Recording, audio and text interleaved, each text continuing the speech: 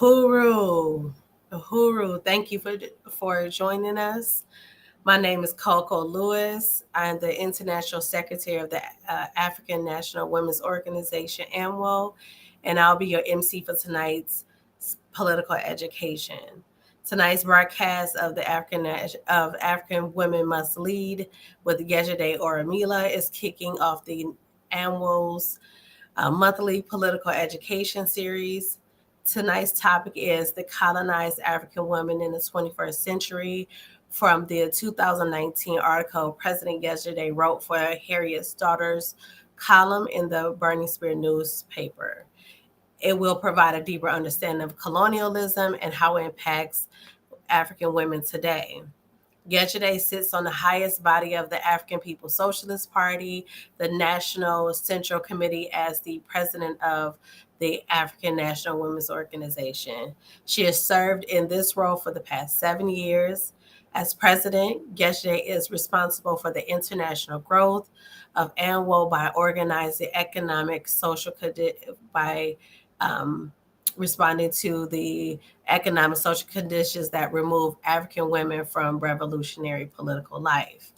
African Women Must Lead is being live streamed on the Burning Spear TV and ANWO's YouTube channels and ANWO's Facebook page.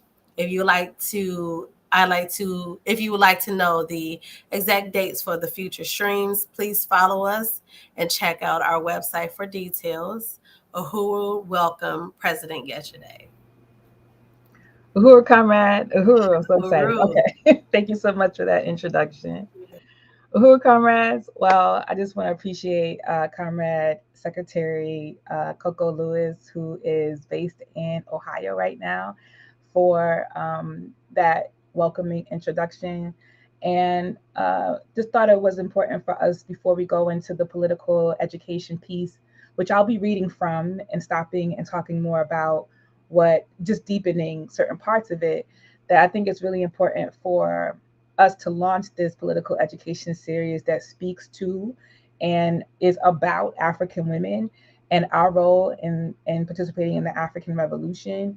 And just that, our struggles are not something separate or independent from the struggle to be free for African people, but that the struggles that African women specifically feel, experience as a part of the colonized, oppressed African masses are things that needs to be attacked, combated, like fought for and won and struggled against, so that we can have a full representation of the entire African nation who is making this freedom struggle. Because if we don't do that, then we're saying that half of the African nation is not, we can't even solve these problems. So how are we going to solve these problems when we get free, right? Like, so we have to be involved in this struggle. We have to be.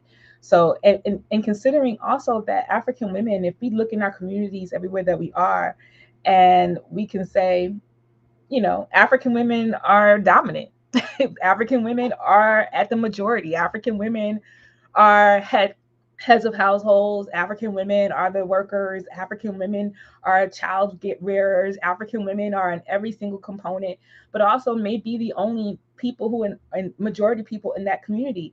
If that and if we look at like census reports in the United States about the number of African women as opposed to African men, then we understand that that African women can outnumber and maybe the majority of African people that comprise of the whole entire African nation. So it's super important. It's increasingly important for us to recognize that African women are integral to the transformation of society, and that there can't be any transformation, no revolution, no freedom if African women are not involved. So I just wanted to say that.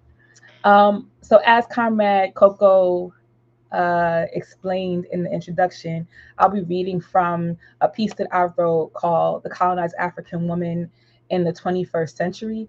And I wrote this piece because when we talk about colonialism, people usually drift off to somewhere in the 1940s and 20s and 60s and think of direct colonialism and how, because you don't see direct colonialism in the world anymore, that somehow in some way colonialism is gone, and that what we're dealing with is some other kind of iteration um, of colonialism right now. And so, or some other iteration of oppression, and colonialism is gone altogether. And so, what I wanted to do with this article was help um, African women understand that, we didn't destroy colonialism. Colonialism just changed. And this is how it represents itself in the world today. So as I read through the article, then, we'll have opportunities to stop and discuss it and deepen it. And then there's also going to be a Q&A at some point toward the end of this program. So we're scheduled to be on until 9:30, and we hope to have a really thriving, integral, important question and answer process. So I'll begin. The colonized African, I'm going to be drifting off to the side because that's what my piece is. So the colonized African woman in the 21st century. As African women, we understand that the struggle Black people are up against is colonialism and not racism. Or racism, obviously is the ideas and thoughts in white people's heads. So this is how they think about us. And as the chairman says, like, how do we know when we won against racism? At some point, all the white people say, we are no longer racist, and then and then that's how we gather that racism no longer exists. And the fact is that we have to struggle against the colonial question as opposed to the racism question, because at the point that we have power, which is what colonialism takes from us, then it won't matter what anybody thinks about us. So our struggle as African people is one against colonialism and not racism. Colonialism is also the cause of the contradictions that negatively impact us as women, not patriarchy. So the leading consensus in many rooms that I have been in and spaces that have women who consider themselves activists and organizers take on the lens of feminism, which is that patriarchy is the primary focus of why women are, feeling oppression, that men are the thing that are oppressing us. But as African women whose history is inextricably tied with African people, we know that that's not the case, because it wasn't African men that enslaved us. It wasn't African men who, created this whole colonial question. It was the colonizer, white people, who came in seeking something and then imprisoned African people as a result of that. So our primary contradiction is colonialism, and patriarchy is a symptom of that. But the primary contradiction for us is colonialism. And Webster defines colonialism as the policy or practice of acquiring full or partial and political control over a country, occupying it with settlers, and exploiting it economically. That definition alone, even though it is as simple and clinical as it is, should help us understand that we still colonize, that this ain't our country. We didn't declare this America or United States, and that everything, and that it's still filled with settlers who feel very much entitled in the US in particular. This is where I live, who feel very much that this is their country, and they defined it, they built it, they've worked they had all the bootstraps that they've been able to tie up in order to occupy this land. And so because settlers are still dominating this land and create all the policies, we still live under colonialism. And colonialism is a violent and oppressive process. And it laid the groundwork for the worldwide system of capitalism that began with the European assault on Africa.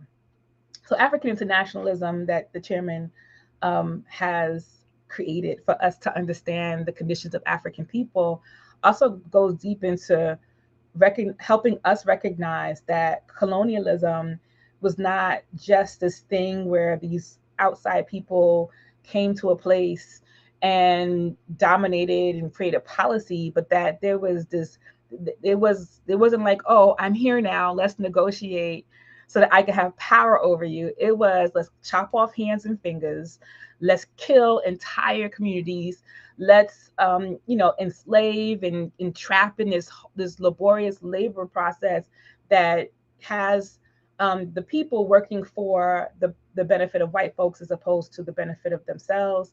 And so colonialism is very much a part of that process of laying the groundwork for capitalism. And it was the rape of Africa, which led to the rape of African women whose wombs became the human factories upon which the parasitic capitalism depended. So even, I don't care where African women were during the enslavement of our people, whether you were on the continent of Africa, whether you were in the so-called New World, um, whether you were in the so-called New World, um, that, African people's time, resources, children, labor, existence, all of that gave birth to the system of capitalism that we currently experience. In addition to the colonizer colonizing other places that also laid the foundation for that, right? But we recognize that without this free labor of African people, that without the forced free labor, right, of African people, and the oppressive process that kept us enslaved for all these years, that the capitalism itself would not have an opportunity to establish itself without that. So recognizing that as the precursors to how we understand, the oppression and specific special oppression of African women is really important. It was this brutal system that imposes white ruling classes' will on the people they have oppressed. And it does this through violence, but also by erecting governments, rules, laws, schools, ministries, economies that protect the interests of the ruling class. So if the colonizer comes to a place, settles, brings all his people, say you can come on over, have those people kill all the other people that had already been there, then they start to create the police, the judges, the lawyers, the law, the policies that protect their interests. And since that point, these institutions have gotten bigger and more powerful, and the connections between the settlers have gotten increasingly deepened, right? Then we recognize that, colonialism just shifted. And the only thing that changed the way that the colonizer dominates people is the struggle against the oppression that colonized people have put up along the years. So if we just stayed the same and was just like, now we cool, like the way that colonialism represents itself in the world today would be much different. But we at every single step, colonized people have been fighting the oppression at every single step. So that's why it had to shift and change and look different and be experienced different. And oftentimes that those shifts and changes can be misrepresented in the world as progress, when the reality is that it's actually taking us back to a place where we should have been a long time ago, and that what we're doing is, it's not progress in certain, let me see if I can get this right. It's often seen as progress, right, toward an aspiration close to the bourgeois white ruling class life, as opposed to progress toward our own independent African freedom that we need to have. Like that vision of freedom to where we need to be is not having progress underneath colonialism, but the progress that we need to be making is the progress to get free. Because the thing that trapped us or removed our freedom is the same system that currently exists. And for it to survive, it requires itself to change and shift in order to keep same access to the people it has always used as its pedestal. So it's really important for us to really lay these things out. So colonialism is embedded in all aspects of our life. The food we eat, the air we breathe. This environment question is no, it's not an environment question. It's an environment crisis. And the crisis that we're dealing with on the planet Earth today, of the high emissions, the environmental crisis, all of these things that people are concerned about, plastic in the oceans, and just the way that the planet is deteriorating because of capitalist production, is not because of indigenous or African or other colonized people who often use the land as a resource as opposed to a dumping ground. It's because of capitalist, obviously, exploitation and colonialism, and the way that it keeps and traps colonized people, and traps colonized people. So and the music that we listen to even is kind of everything, right? So it doesn't really make sense for me to go through all these little list of things, but everything around us, the environment, the white people's internet, as the people call it, and the TV and all of that stuff is all a part of colonialism. And under colonialism, the white ruling class determines the trajectory of society, directly or indirectly, and sometimes using members of the colonized groups as their agents. And so some of y'all might not like this, but we talk about Barack Obama, Nelson Mandela, and other Africans that we see around the world who are represented as white power in blackface. This is called neocolonialism, a term first coined by the president of Ghana, Kwame Nkrumah, to describe white power in blackface. I mention it to help you understand that colonial capitalism is a chameleon that has been successful in reinventing itself and often helps us be a lot more complacent with some of the situations that we are dealing with because we got a car and a house or apartment, or we ain't being worked on a chain gang or whatever other kinds of things that people would expect from direct colonialism. That oftentimes we think that we aren't really impacted by it until a shooting happens or something like that. And so what this document is wants to show you is that in every single sector, every single part of our lives, it is. Um, so long gone of those hokey characterizations that we associate with colonialism of an old timey curly mustache British officer mistreating meek peasants in some far off place circa the imagery of the early to mid 20th century. Today's colonizer is a smooth haired hipster feminist who listens to Taylor Swift and has a black girlfriend. Colonialism just didn't disappear, it changed because oppressed people forced it to change.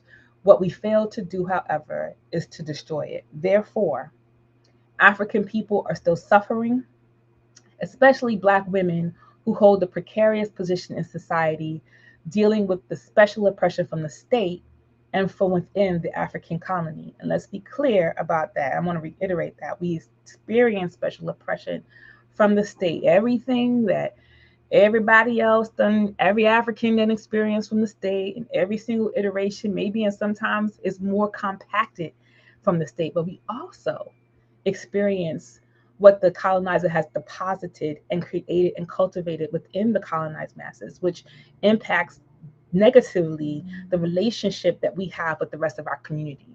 So it might be that characterizations of Black womanhood, it might be violence, it might be all these other types of things that often you might see on the internet or within your own family dynamic that would minimize African women or demean African women or harm African women. And so these are the things that we have to contend with in all of the strata of the African community, and recognize that these things are not separate from the forward progression of our people, but that they are part of the barriers that we have to destroy in order for us to be free.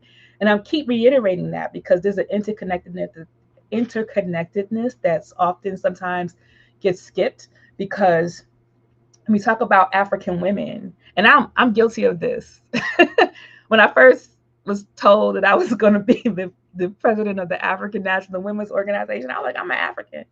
That's all I am, right? And so, like, I didn't want to be pulled out of the African experience. And I think because what that meant to me then and what it could mean to some people now is that we're separating what we experience as African women from the entire question of what it means to what we have to do to get free. And so, what I really want to do here is to make sure that it's not separated and that we discuss it in the same context as we would any other thing that is impacting African people, and in the same conversation around liberation for African people, that this question of African women, African femmes, and African community is all one, and that everybody needs to be concerned about anything that is impacting African women or any other sector of our community that doesn't necessarily have to do with our gender, but is really, everything that happens to African people is the basis to get to make the revolution, and we have to really see the struggle for African people as necessary. The struggle for African women is necessary to the struggle to free African people. So, therefore, because we haven't destroyed colonialism, African people are still suffering, especially Black women who hold a precarious position in society, dealing with the special oppression from the state and from the African colony. I read that part already. So, who is today's colonized African woman? Let's go through it, right? She is struggling with whether to report her rape to colonial police because she knows it could result in increased police terror in the Black community on one hand, or nothing will happen on the other. She is the office worker who endures characterizations of being unfriendly, antisocial, or a mean woman.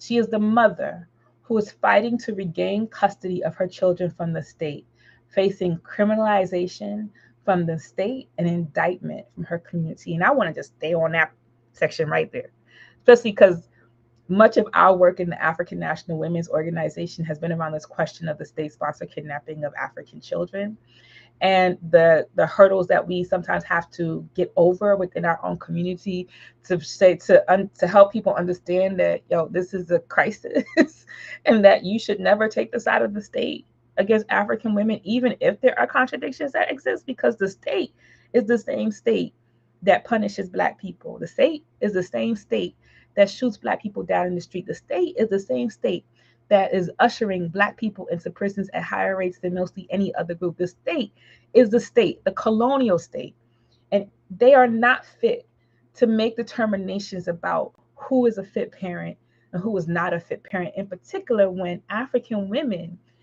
used to leave our children in the house, in the home, or fend for themselves in the early part of the 20th century to take care of white folks' babies. They didn't give a crap about whether or not we were good mothers to our children, and because all they cared about was how we were able to support them and their families, that parasitic relationship. So now we're seeing this process as of after COINTELPRO, not after because COINTELPRO still exists, where that the state has doubled down on the African community and is using so many different tentacles to infiltrate the African community, and does that through the home, through the mother. Because like I said before at the beginning, if women represent half, if not more, than half of the African nation, and we are trapped in various specific fights that remove us from the process of getting free, then they are doing the work to destabilize the African community. And because the African community can't support or might unite with the indictments of African women who may be experiencing contradictions because of colonialism, right?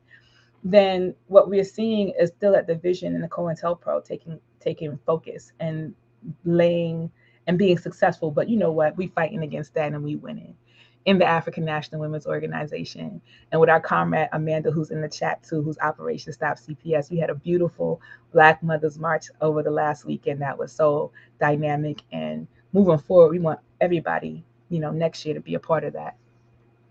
She is also the girl. This is who is the African woman. She is the girl carrying the weight, the financial weight of her entire family, forced to marry a man for dowry. I want to talk about that too, because usually when the community is experiencing low flow of income, low flow of income, or things are unstable financially, women become currency. If they aren't currency already, like women become, oh yeah, be the mother of the earth, matriarchs, and all that stuff. But if stuff hits the fan, women become tradable. Our bodies, what we're worth, what we value, becomes currency in order for communities to get other things. So when we look at this question of not dowry, actually, that was the wrong term that I used there, but bride price, right? Like, so being able to say that I will transfer my child over to you because I'm losing a worker, but you got to give me all this money and all these things. And so the amount of girls that one has becomes important because they get money for those children after they send them away. And I'm not saying that people don't love their children or their girl children when they do this, but I'm just saying that cultures are based on this parasitic relationship that the colonizer has with us, and that we haven't been able to develop a society that meets all of our needs. And so when we experience any financial crisis, women just get tossed into the boat.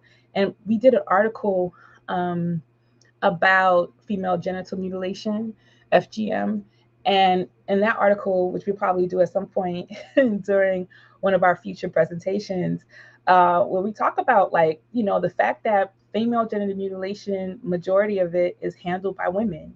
Women are the ones who actually complete the process of cutting off parts of a woman's genitalia. So it's not like a patriarchal thing. It's like women believe that this will enhance their opportunities too, but also the families in the community support that, because that enables somebody who has gone through that procedure, their family can get more for them once they marry.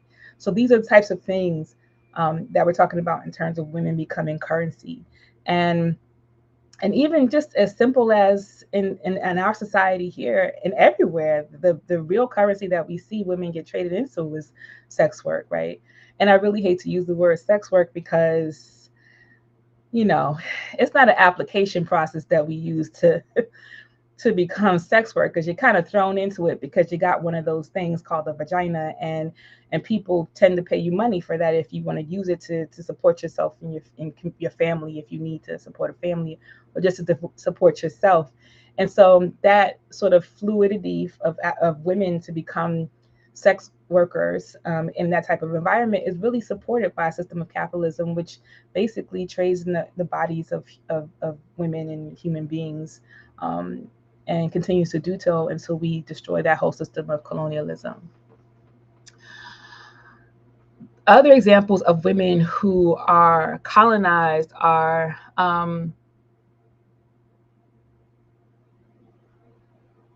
there are women who enjoy themselves too loudly in public space and have the police called on them for disturbing white people's peace. So that as white people's peace, when colonialism, when you didn't we just see something? I ain't got to use that example. That was an old example, and may still be happening in various places. But we just saw an example of this white woman in New York City who attempted to take a rentable bike from this young African man, and felt like she could do that without any consequence. And so these are the types of this is what the colonizer expects from the colonized. You kind of like shirk and move off to the side. And so African women also, have those things that are impacted to us. And I've been in situations as well where white women felt like they had the right to question my presence in a certain location, or just wanted to know exactly what I was doing there, minding my own business. And this is important to stay because oftentimes white women in particular are seen as the lesser of the two evils of whiteness, and I think we've seen more and more over the last few years that that's not the case. She is also a mother who cannot afford to take care of her child, so she gives birth and dumps her baby in a sewer. There are such things in certain communities where there are things called dumpster babies and all of that. So these are the real conditions that we experience, right? She is also a woman who was forced to make decisions about her body and reproduce based on colonial conditions. Sorry, she is also the woman who was forced to make decisions about her body and reproduction based on colonial conditions. So that's for another one, but I really want to go deeply into the kind of decisions that people think are their right to make, right? And I'm in particular the one around abortion and things like that. And that oftentimes that these decisions are not impacted by anything that we necessarily want to do, but about the conditions that create pushes us to make these decisions, right? Like if we had all the things that we need, if we were in a society that honored and treasured human life, and not even that, but just provided the resources for one person to take care of herself and her children, then I would say that those sort of numbers that we see climb wouldn't be as high. Um, she is also the woman or girl trapped by antiquated traditions that lock her into a life of servitude and isolation.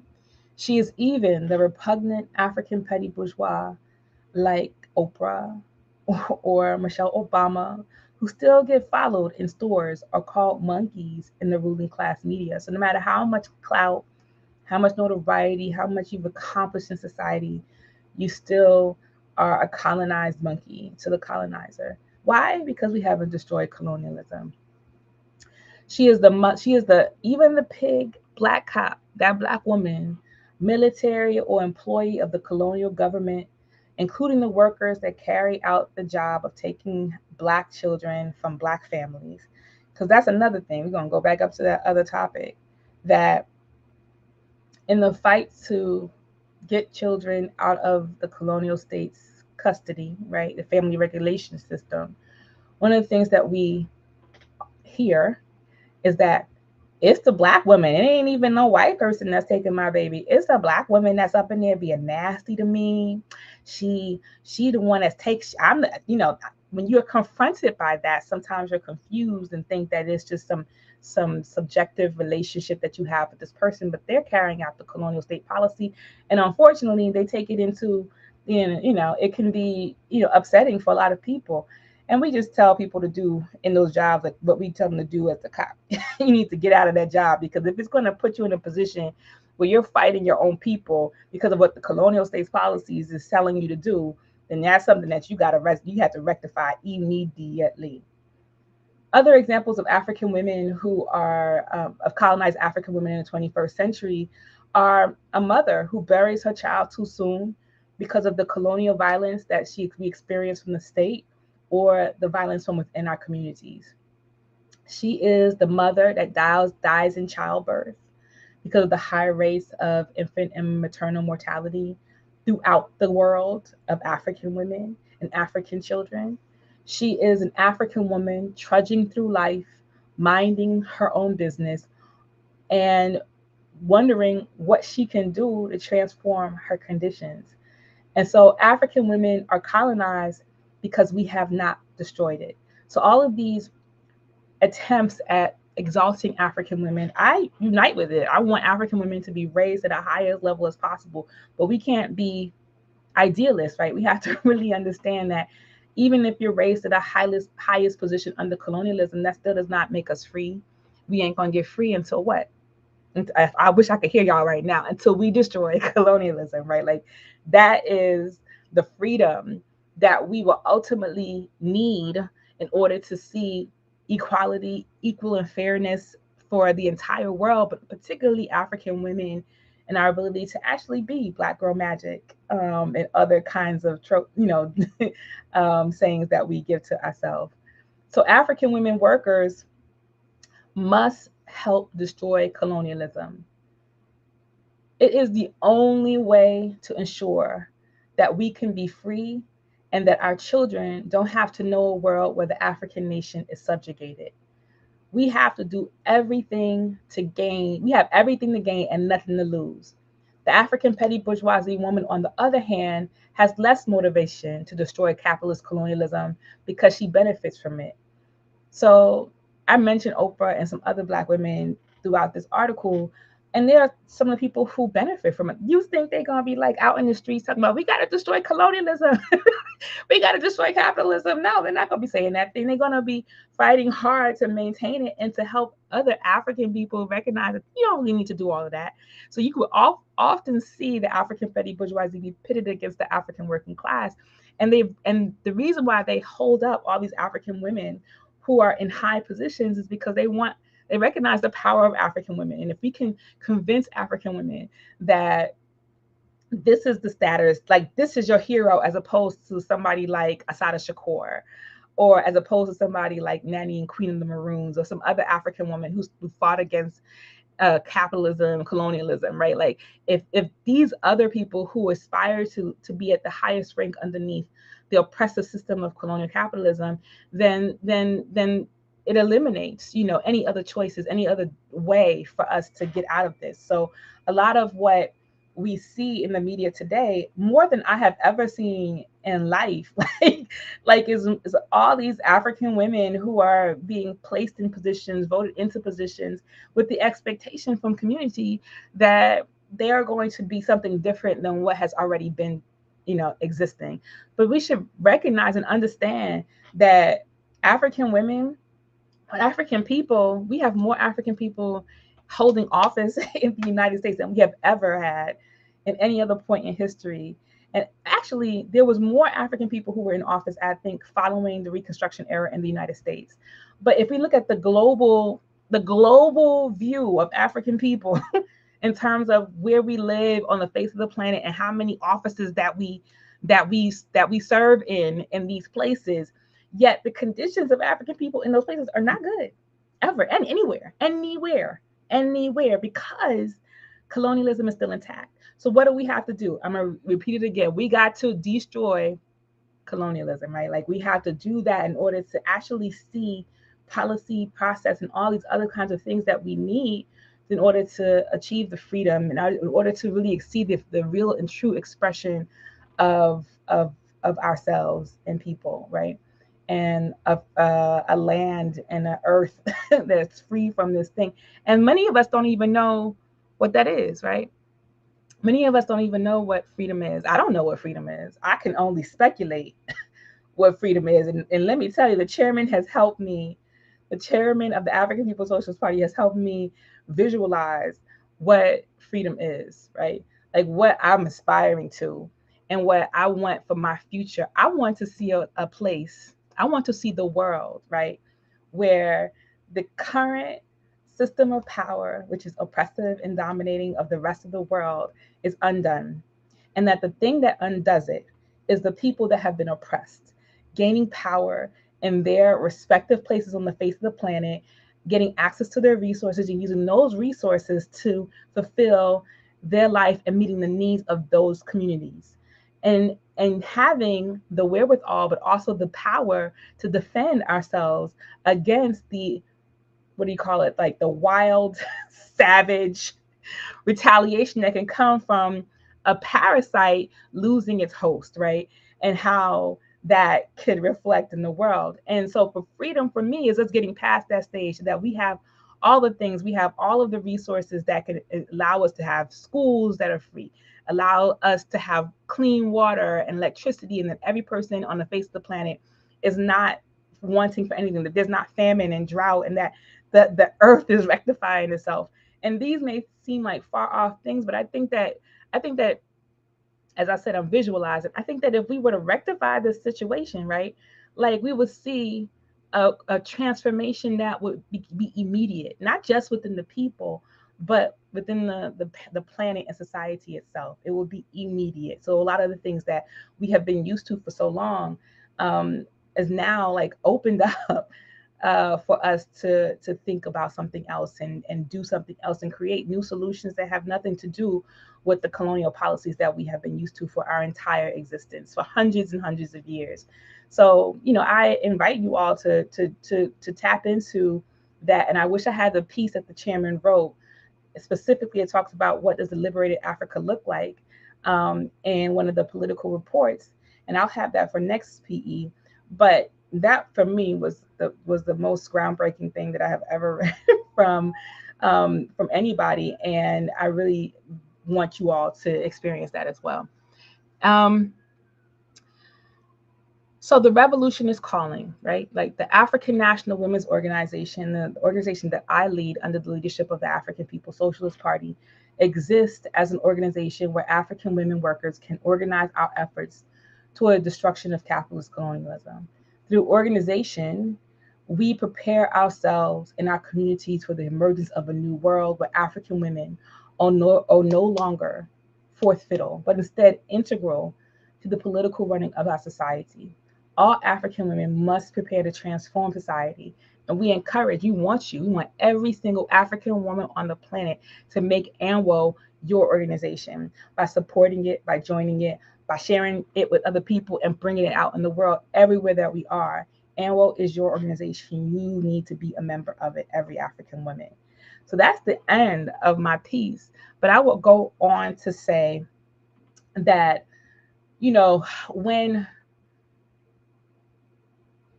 when I have been the president of the African National Women's Organization for the last 7 years, and some of the things that we had to contend with has been, one, feminism in every single piece, but also this question, along with feminism comes this question of patriarchy. And we had to really dig deep, tunnel through that to really help people understand about what colonialism is, right? And the fact that it's still apparent in our lives. And I hope that the piece that I just wrote to kind of explain like how colonialism plays itself out in our everyday lives helps you understand that no matter how well or how not well you are doing, that the fact that colonialism still exists um, is evident in your life in every single capacity, even when you're by yourself. And I think this transformation of society is really important, and African women see ourselves in it. So not just as healers and mothers, as sometimes we're good in that pocket, like, but we have to be politically astute. Like we have to be like wondering and curious about the world and how we are in relation to the world and what is happening on our behalf around the world to kind of eliminate our voice or to adopt our voice for the interest of the colonizer. Because if we don't adopt a process or adopt a stance that is politically astute and dig deep into analysis and be able to communicate ourselves about what we are happening, what's experienced with us, what we are experiencing, then we are going to be trapped by the narrative of the oppressor. So, example, like I wrote about it in my political report to the Black Women's Convention, but I'll say here too that there is campaigns, there are policies, there's like this whole schemes, United Nations, the White House, World Health Organization, all of these non-governmental organizations and governments actually have schemes that are targeted toward African women. And they may seem like there's the stuff like, oh, we're going to do economic empowerment program to African women, or we're going to make sure that we can tackle this question of that's specific to African women in these places. And then most of us champion that because we say, okay, about time. But they don't care about you. They don't care about us. They only care about getting at the things that we are able to do and undermining other forms of society and community. So, for example, one of the reports that I read was about the what was it the UN report on economics, and they listed an African country that majority of the women work outside of the traditional sector. So they just had they had like hustle jobs, right? And so they were like, oh, we got to make sure that all these women get protected by the equal protection laws, and we got to get them out of these hustle jobs so that they can work in the traditional workforce. Now, what does that say to you? I'll tell you what it says to me. That says to me that these folks is trying to get us entrenched in the capitalist system, that all these other ways that we communicate and sell and make money with one another is outside of the scope of their control. And so when they're talking about making schemes and targeting the health issues or the economic issues primarily, and the way that African women are the jobs and the wage gaps and all these things, it's about satisfying the need of the colonizer to have more control in the lives of African people. And because African women represent a large sector of the African population, again, if not more than half of the African population, it is worth it to them to invest in these things that they expect that African women will be satisfied with. And I'm telling you right now that we should not be satisfied with that. That our responsibility as African people, as African women who should have a vision of ourselves beyond this capitalist system, is to struggle against that and to come up with a narrative that explains exactly how these instances of these policies of these colonial policies are impacting our lives. For example, in Ghana, the majority of women who are majority of people who do cocoa farming is a community-based thing, and the cocoa farmers are mostly women, and when the price of cocoa is set by Europe.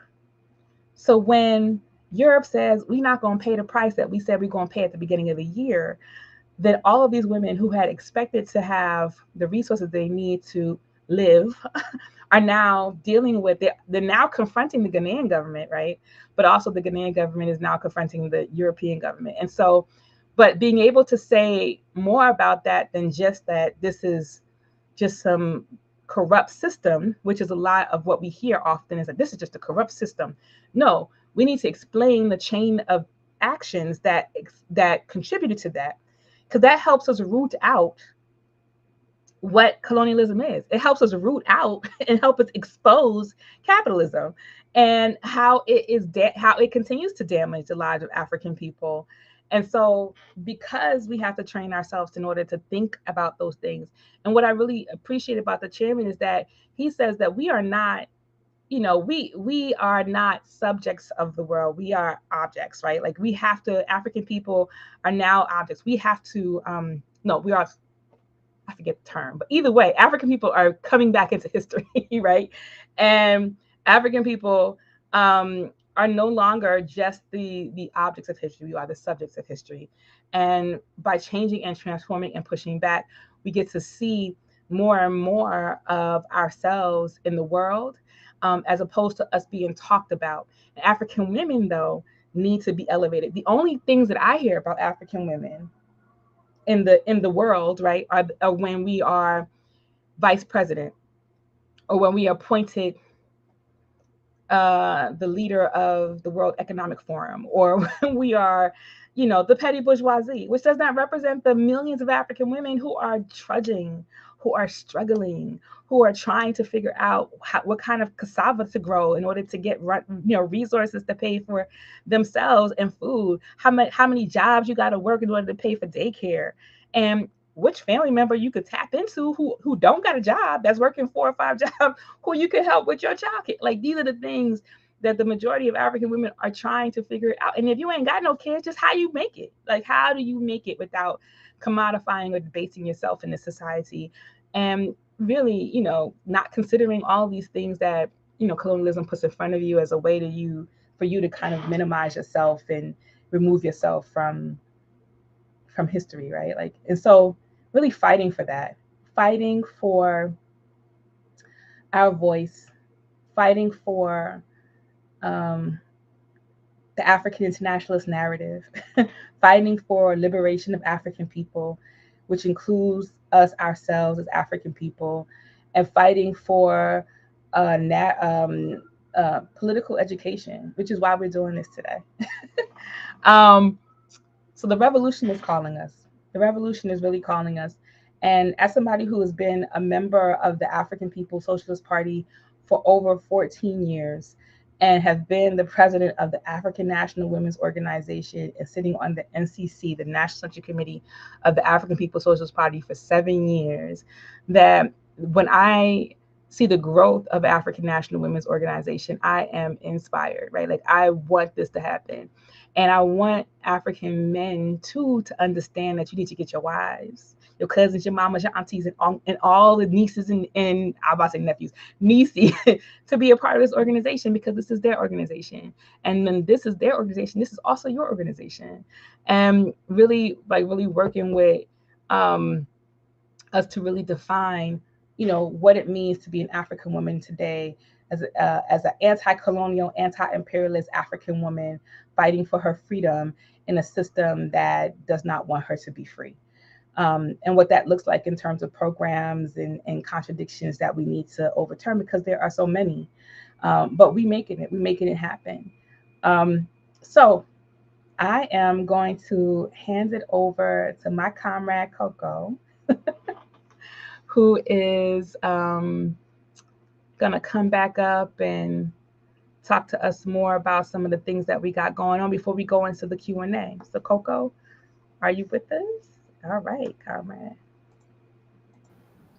Uhuru, Uhuru, excellent PE today, President. That's my leadership, y'all. She's on it.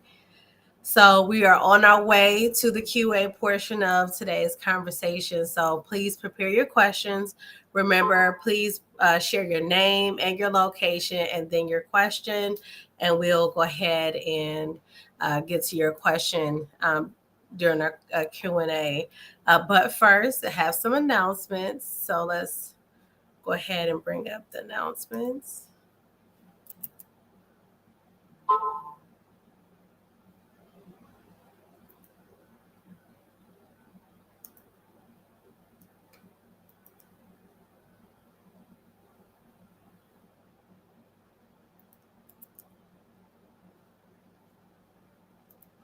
So, uh,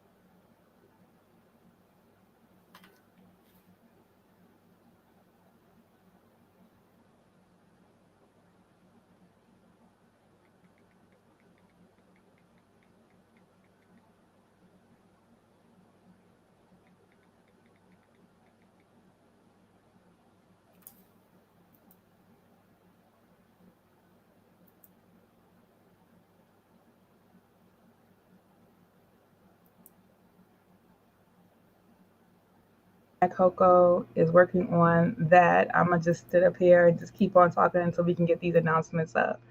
But oh, I lost Coco, but she's gonna come back on.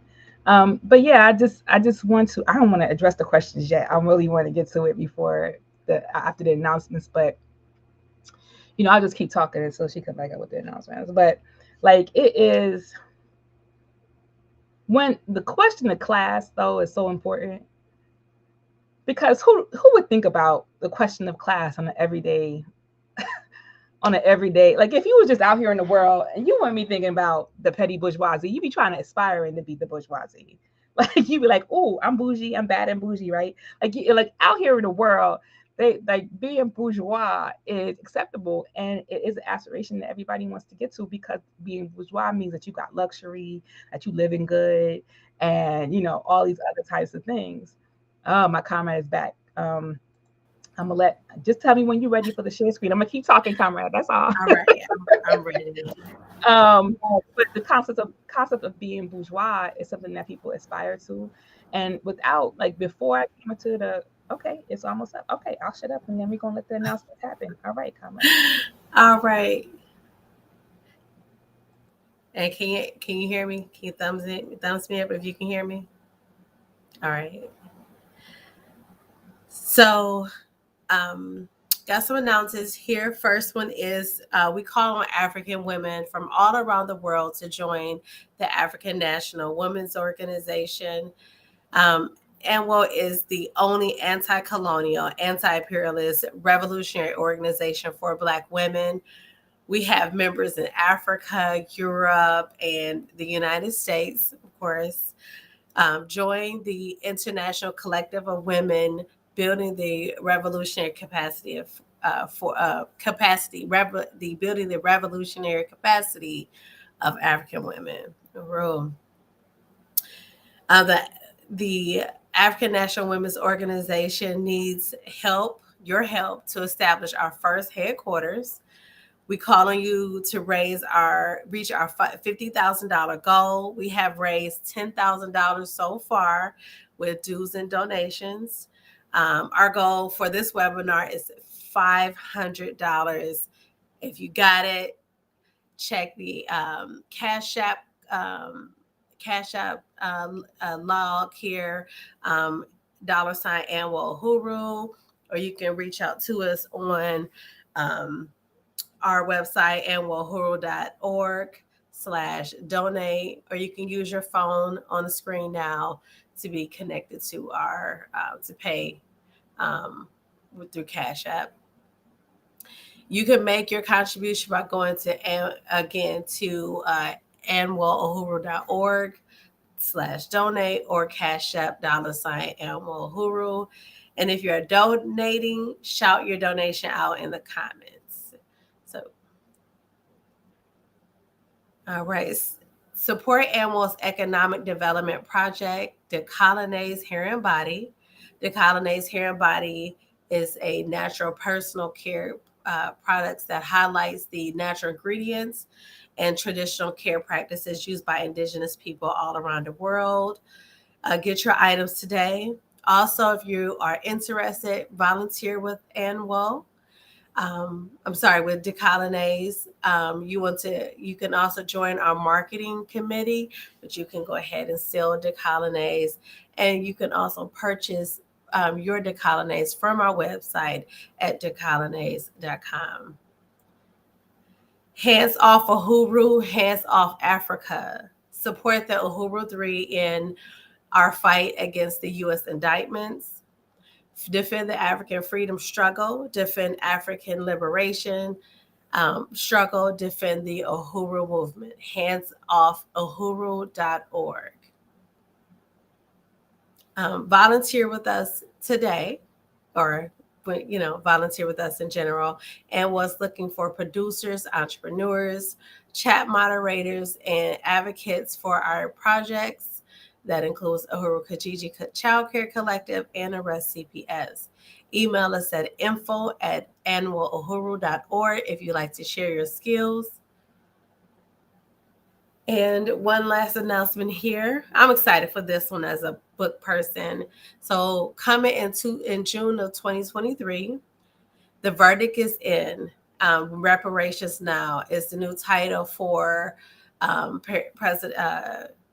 Chairman Omali Yeshitela, celebrating the 40th anniversary edition of the report from the 1982 World Tribunal on reparations to African people. Pre-order now at the burningspear.store. And with that, we'll go to the chat. Let's see if we have any questions come in. So if you haven't already put your questions in, put your questions in the chat. Make sure that you include your name, where you are located, and your question. Uhuru, I'm not seeing any questions. Can you hear me? Are you seeing any questions, comrade? Can you hear me? Can you hear me talking? Can anybody hear me talking? Can y'all hear me? I'm frozen. Can you hear me? Yep, I can hear you now. Okay, just stop. Okay, good. I just want to make sure. I'm also looking at myself on YouTube. Y'all, this is blurry. I think we got to make sure this is better next time, y'all. I'm sorry about that. But yeah, I am seeing some comments. So I appreciate all my comrades and all the comrades. I got Comrade Amanda in there, Sangha, Rage, Nicole, Bola. Yes, y'all come in strong for the African National Women Organization. Yes. Okay. So I did see a comment that I want to address, because I do think that it's oppression Olympics, right? Like, so this brother, Pan-African Hannibal, he said, if we're going to be serious about African liberation, it starts with honesty, and to act like colonialism system has given Black women a leg up in this fight over their men is disingenuous. I'm not sure if he's talking to us, because I don't think at any point we said that. But every tool that this system uses and our people is aimed at its warrior class is Black, i.e. Black men. And our women face secondary oppression, not playing oppression Olympics, but just being honest. I don't know. I think unless you're an African woman, I don't think that you can say that. I don't think that you can say that the whole system is aimed specifically at Black men, because the whole system wasn't aimed specifically at Black men when they took all of us. They took all of us away from our mother Africa, and they used all of us in much the same way. And in many cases, African women, in all cases, African women's wombs were used as these factories from which African children were born, and basically born a new labor force. So there's I'm not trying to play oppression Olympics either, but to make that statement means that you obviously you're not an African woman and you don't experience the world and colonialism in the way that we do, but we feel it all the time. We feel it in every single way that African men do. And in many cases, African men contribute sometimes to the deepening of that oppression because they carry that shit from the colonizer outside and bring it into the home and create this dynamic under which African women have to live, right? Or must live, or they expect to live.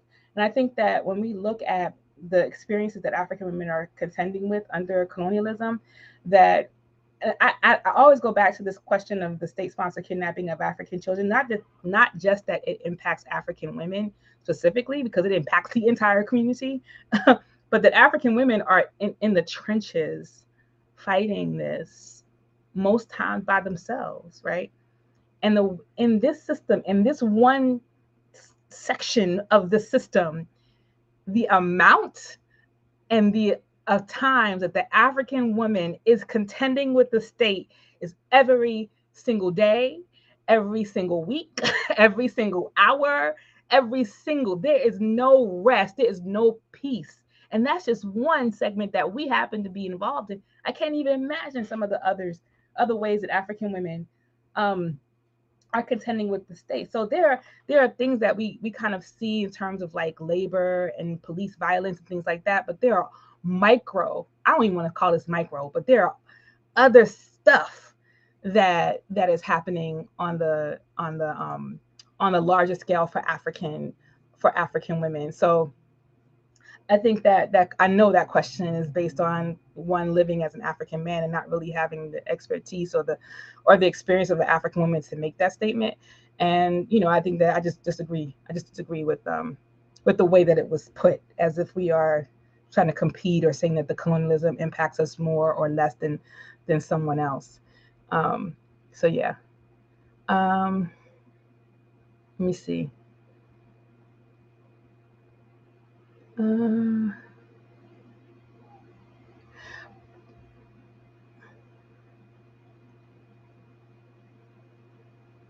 okay, and then I see more.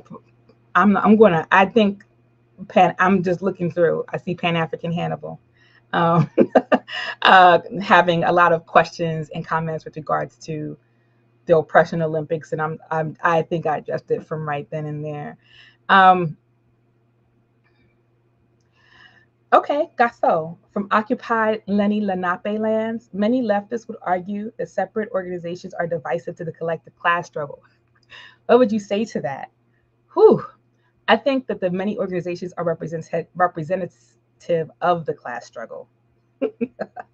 There is class allegiance or class division already that exists, which makes it difficult for one African to unite with another African or another group or that.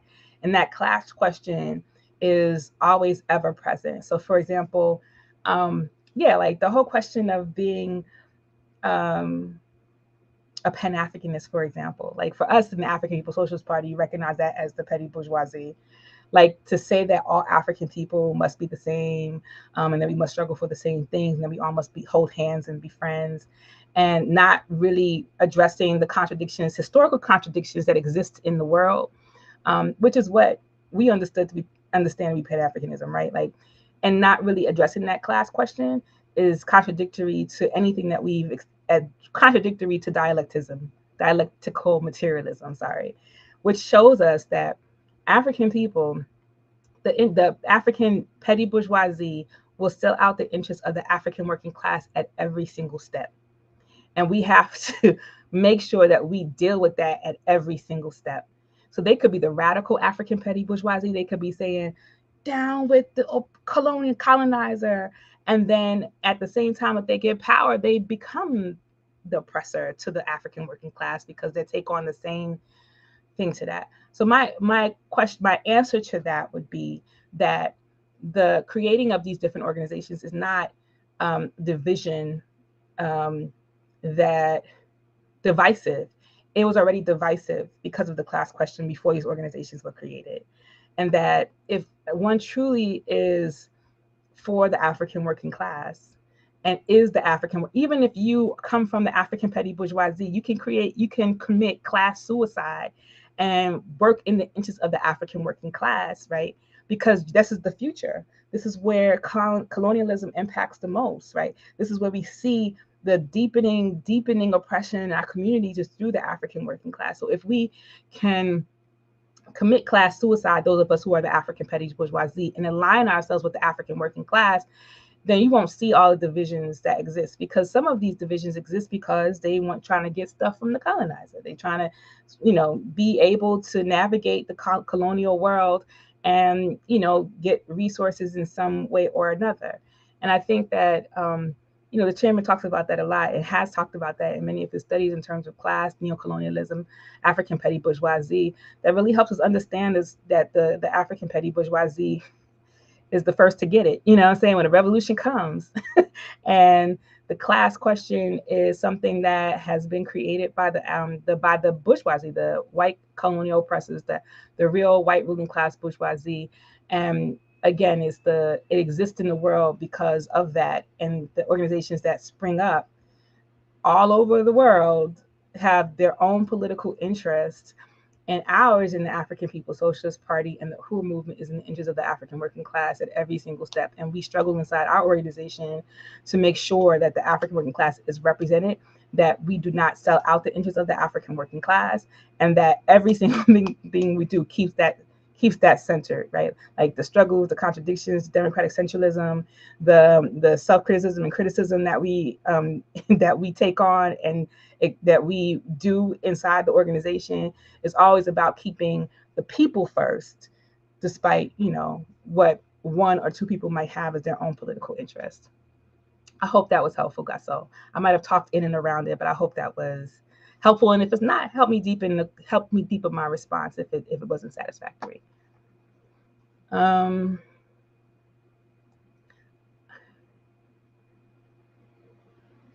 Gigi says, African men and women have a common enemy, and we need to remember that African women face domestic violence at higher rates than African men.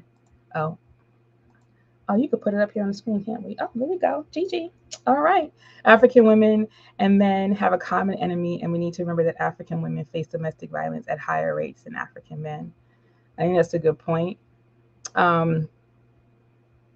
This whole violence question is, particularly the horizontal violence that we experience. Oftentimes we do. I'm gonna put you back up on the screen, Coco, because I like to see your face. This whole question of horizontal violence that oftentimes we talk about in terms of like Black people killing other Black people, in terms of like Black men in the streets and stuff like that. Horizontal violence in terms of street violence, right? But we don't really talk about that in terms of like the violence that is committed, not just African men against African men, but African men against African women against African women. Because that violence is high too. like these antagonistic relationships that come as a result of not being free and not having the freedom to express ourselves in other ways. Not like that's the only thing, but also that, if y'all read Fanon says the violence in the colonized community, every time that there's colonialism, the violence in the colonized sector is always high across the board. And in cases where African colonized men are exerting their power, because they can't exert their power over the colonizer, right? So they exert their power over their families, and families sometimes include women and children. And African women also exert their power over their children and other people in their community. So like there's this whole power struggle that happens within the colonized community that happens because of the fact that we ain't free. I believe, I don't know, I don't think this wishful thinking, but I think that if we just talk about numbers, statistics, and variables and all that kind of stuff, that if we get rid of colonialism, if we struggle, if we do that, because getting rid of colonialism is not like tomorrow I'm gonna flip a switch and then colonialism is gonna be gone. The process of becoming uncolonized, decolonized, is a violent process, because the process of getting colonized was violent. So the process of fighting for freedom, becoming uncolonized, is going to be one that is going to transform the person who is fighting to get colonialism off of them. And anybody who's struggling to fight off colonialism in that struggle, men, women, whoever, who are part of that, they're going to have to figure it out as they're fighting the oppressor. So there ain't going to be like these dynamics that will happen in the lumpen proletariat out there in the world, but colonized people who are fighting colonialism directly are going to have to resolve these contradictions that the colonizer has imposed on us through that fight. Because when we get free, it's not going to be anywhere. Like, we can't have it. There was a film that I watched called Sandinistas, and I think that we should watch that again. Anwar actually did a movie night and we watched the Amazon Prime movie called Las Sandinistas, which talked about the Nicaraguan Revolution and the women, how the women experienced that, and how women were really leaders, were also leaders. But there was this whole untalked about misogyny that was happening that nobody contended with, nobody confronted. It didn't seem, and even these strong, capable, amazing, strong women who holding guns in gun battles, fighting off, the state and like killing folks, like these unspoken. But the comrades who were they fighting next to, they didn't have these internal conflict resolution struggles that needed to happen, so that when the Sandinistas won and it became the government, the question of women was still never resolved. And so as dialectic materialists, we have to look at history and see how those things played itself out, because we don't want to repeat that mess. Because we don't want to repeat none of that. So, it's up to us to to make that struggle right now. Okay, let me see what's up. Let's see. Okay, Gigi again for the win.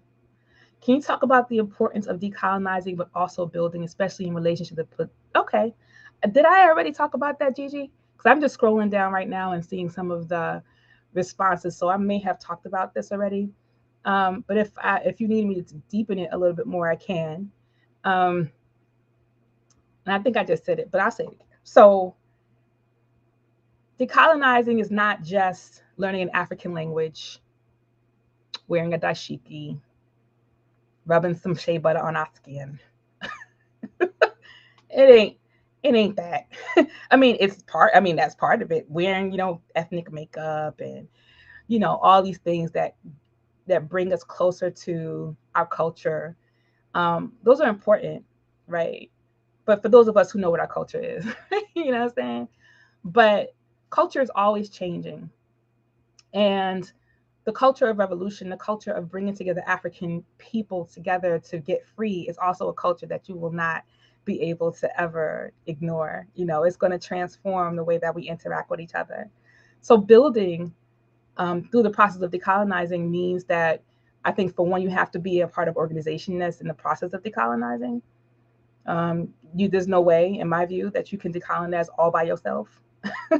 Like, you got to join an organization, because who's holding you accountable? Who are you holding yourself accountable to?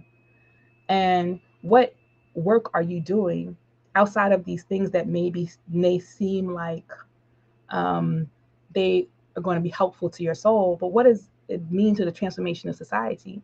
And it's only within organization that we can transform society. You can't do it as an individual. Many individuals and organizations can do it, but not alone as an individual. You know what I mean? And so the question of horizontal violence, the violence between men and women, or just horizontal violence overall, not just between gendered or whatever. I just really love Fanon, because the Wretched of the Earth was like, mwah, chef's kiss, right? Like, it may be a hard read, but like, when we get to certain chapters and you start to see yourself and your community in those words, it's like, yes, because there's examples of us, even in the United States here, when Mike Brown Jr. was killed, there were instances where gangs opened up liberated territory. They stopped killing each other and was like, you come in here, it's like we're going to protect you from the state, sort of thing. Like, the instances of horizontal violence decreased because we found something that we can push back against. We were able to bring our power toward the enemy, right? So the instances of horizontal violence will decrease once we have the ability to fight back. I'm just not fantasizing about that. That is something that has been shown, proven in every single instance that we've been fighting for our freedom and liberation, is that horizontal violence will decrease when we're actively involved in fighting off the oppressor. So I hope that's helpful. Okay. Like building alternative structures to address violence or conflict or health disparities. Yeah, yes. Well, we're doing that now too. That was in addition to that question. Like, we don't want to wait until we get free, because we're going to get free, y'all. But are we going to be chickens with our heads cut off when we get free, or are we going to be seasoned organizers, planners, and establishers of organizations and institutions that's going to facilitate the growth of our free Africa and African people? And so, yes, gotcha. I got that question. So I think that, yes, we are decolonizing is the process of building all of these institutions, and they can start right now. And they have started right now. And as Comrade Ray just put in the chat, we are building right now. African National Women's Organization got a building. We about to open this thing up to the people. It's going to be the embassy. I know y'all don't like that word. I don't like the embassy word, but it's going to be the hub, the metro of the African women world. The Mecca. Yeah, the Mecca. There we go. The Mecca of the African women's world. Like, we have the Black Power Blueprint in St. Louis that has been building the African Women's Health Clinic and the Doula Project. And we have the workforce program and the community gardens. And we have the One Africa, One Nation marketplaces that talk about economics for African community. And any other thing that we can create now is something that we're working on. So, and we don't, by all means, we do not have all the answers, and we do not have all the solutions to everything in the world, right? But, you know, these are some of the steps that we're taking to build an independent African economy, that all of the resources go back toward the African working class and building institutions and programs that serve the African working class. I see this question from Prester John. I wonder, has Cuba put African nations in debt offering them medical services? I think they sent medical help as an act of solidarity with Global South nations. Yeah, I don't know specifically. I doubt that. Because the Cuban, you know, we are in connection with the people who facilitate the Cuban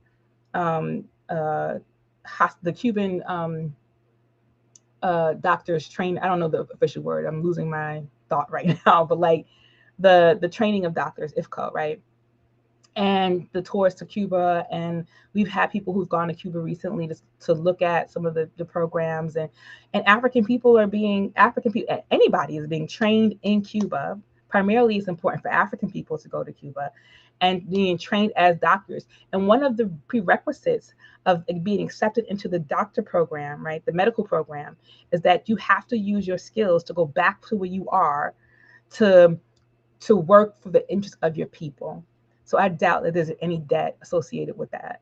I mean, and we've seen during COVID, through the Katrina, when the flooding in the United States, and every other major crisis, in particular that happens to African people too, that Cuba, this small little island in the middle of the Caribbean, has sent out help, solidarity help, well-meaning help to the world in order to help solve some of these problems, and have, as I understand it, one of the most advanced medical facilities in the Caribbean that's dealing with a lot of the diseases and stuff that plague the African people in these places, like malaria, other things that should be cured, but because of capitalist policies and so that that prevents, it limits what these places can do if they had all the resources that they could have gotten from exchange from other people in other places.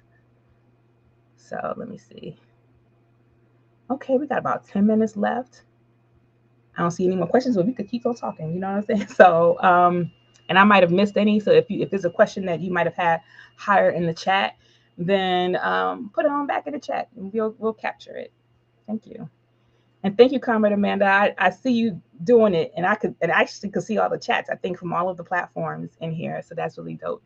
But I appreciate Carmen Coco and Carmen Amanda for making that happen and helping with putting that together. So I'm gonna take you off screen, Coco, if you don't mind, unless you want to say something or comment at all. Okay. So, anyway, I just wanted to, hear your feedback because as we said at the beginning of this program, that, we're going to do this monthly. We wish we could do it more, but y'all, we be busy and it takes a lot to like do this. But we're also going to have another program called The Breakdown. It's going to be a news and analysis program. That's also going to be once a month. So we'll have 2 programs on the Burning Spear TV and all of our platforms. And The Breakdown is going to include people, African women from all over the world and other colonized women too, if we select them to come onto our program and talk about their issues and their places, because we want to have the voice of the international African women working class. So it's really important for us to connect on that. So look forward to The Breakdown with the African National Women's Organization. I'm excited about that. And our first program should be on June 11th. But just more to this question around colonialism, I don't know. I wanted to see if people understood, what I was saying and how they experience colonialism too, because, it's not in our faces as blatantly as it would be, if we were under direct colonialism. Because, direct colonialism was easy to understand, right? White people was in a place they was not supposed to be, and they set up policies that wasn't supposed to be there. But when you now got the facilitators of white people's policy in blackface, and you got a lot more freedom than you used to have, because you're becoming more indoctrinated into that, then you start to believe that somehow you are less colonized, or you think that colonialism is just the process of something like, wearing African jewelry or something like that, or just learning a language and stop, eating meat or something. I don't know, but I really want people to understand that the process of decolonizing is not just a mental one, it is a physical one. And it's not just making statements around how we look or feel, but it's about actively participating in transforming society, not just for ourselves specifically, but for the entire benefit of our people. And it is connecting with other people who are also struggling against colonial capitalism and working with them to overturn the system of colonialism too, because the majority of people on the planet suffer as a result of it.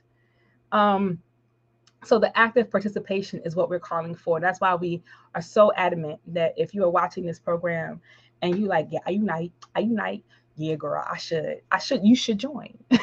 You should join. You should be a part of this process. And even if you can't be active right now, support the organization with your dues and help us do the work that we want to do and do much more, because we envision we are on our way to be the most powerful African women's anti-imperialist organization in the world. And we want you all to be a part of that process, but we also want to make sure that we are communicating the African internationalism to you, that African women are understanding our place in society as an African woman in an African colonized nation that is oppressed by the colonizer, white nation, and what that would take for us to get free. And I want to get free in my lifetime. Like, I don't want this for my daughter's already an adult, but like, I don't want this for my offspring and my offspring, when I'm long and gone. I want it to be a free world, right? Like, I want there to be freedom. I want there to be a future. And right now, the future that we are expecting is a future that is handed to us by the colonizer. And I don't think that that's a future at all. Well, I know that's not a future at all. And so it's up to us to really build that relationship that we have with one another as anti-colonial, anti-imperialist African people who just, I'd say enough is enough, and Black power is the way it is. The Black power is necessary in order to free ourselves from the clutches of this beast. And until we take on an active approach to make that happen, then we are just sitting on the sidelines making comments. And I'm not interested in making comments. I used to make comments before, but like, it has transformed me so deeply, not to just make comments, but to be in it to see myself transformed and to see others transformed around me by participating in active work. My first trip to Africa was a trip to work with other African women to solve the crisis of infant and maternal mortality. I didn't go as a tourist. I went as an active participant in trying to solve a problem and organize other African people on the plates. You know what I mean? And my work in the African National Women's Org is that no matter where I am. And I think, this has to be the stance that we take um, if we are going to be free. We're going to get free, and we just we're going to have to take an active stance. So I am going to bring back my comrade Coco back up. Coco. And we don't need the slides, but if you just want to make the announcements one more time and then we can close out, comrade. Let me unmute here. First announcement is to join AMWO. Yeah, basically to go ahead and join AMWO. As you can see, we are a anti-colonial, anti-imperialist organization for African women, for all African women, no matter where you are in the world, no matter where you are, we all experience some form of colonial oppression, regardless if you are Oprah getting stopped and getting followed in the mall, or if you are, an everyday woman. We all experience it. So to learn more about membership and to join us, visit amwohuru.org/join. And then we are building our headquarters as our Mecca for African women, as President Yejide stated during this political education. We are on our way to our $50,000 goal. So we have raised over $10,000 so far this year, and our goal for this webinar is 500. So whoever got the 500, just throw it. Just you can remain anonymous. Just go to amwohuru.org/donate, or you can go to our Cash App at $AmwoOhuru. If you got $5, $10, whatever you are willing to give is what we can use to. You can buy a lamp, you can buy a can of paint. We appreciate it all. Also, a way to support AMWO is to buy from our economic development project, which is the Colonize Hair and Body. People ask me all the time, why my skin, I'm 40, I think I look good for 40, and that's decolonize. I use it every day. We have myself and my child, because it is a hair and body natural personal care brand. So, and most of our products are multi-use, so they can use our shampoo as a body wash. Our butters can use on your face, your hair, and your body. So yeah, I'm in love with Decolonize, and that's at decolonize.com. That's DECOLONAISE.com. So decolonize.com. You can also join, volunteer with Decolonize, and you can also volunteer with AMWO. So giving your time back to the projects and the causes of AMWO. There's also our Hands Off Uhuru, Hands Off Africa, which is against the Uhuru 3. These are AMWO. These are African People's Socialist Party leaders who recently have been indicted by the U.S. So we are organizing to, of course, and raising funds for the legal defense, but also organizing to get people behind the movement to defend. We're one nation, we're one Africa, right? So, and we need to go ahead and defend our leaders against these attacks, these baseless, and these attacks against the Uhuru movement. Also, the chairman's new book is coming out. I'm excited. It is the 40th anniversary edition of the report from the 1982 World Tribunal of Reparations to African People, and it's entitled "The Verdict Is In: Reparations Now." Reparations been a buzzword, as we know, and this is a way. Chairman's been talking about it for over 40 years. We know now. So, when I came into the organization, we were talking about reparations now. Uhuru. So I think that we're at time. Yep. Thank you so much, comrades. And I just appreciate this kickoff to our monthly political education series, African Women Must Lead, with me, Yejide Orunmila. And I look forward to having a discussion with you next month. And we'll put the events up on our website. So thank you so much, comrades. Uhuru. We are winning. African Women Must Lead. Uhuru.